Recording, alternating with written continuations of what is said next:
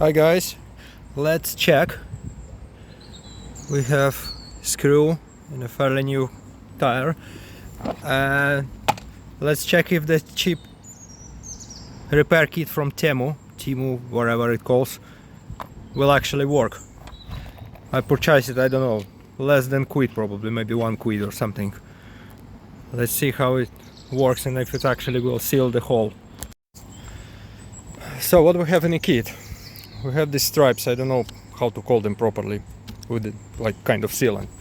So I cut off one stripe, will do half will be enough.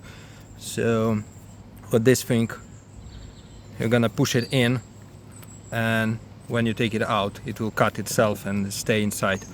And this kind of drill bit we use just to clean the hole. Hopefully it will work. So that's how it looks. This piece is inside, so now I will take this one out and push this piece inside and seal the tire. Okay, look, it's not leaking any air. We have some water to check. That's how it looks. It was quite a big piece, so I just cut it off with a knife. It was more difficult than I expected, probably because this one is like a low profile tire. They're usually more strong inside. About the tool, well, as emergency, looks it will work, but when I was pushing in, it started bending over there, so I don't know how long it will last.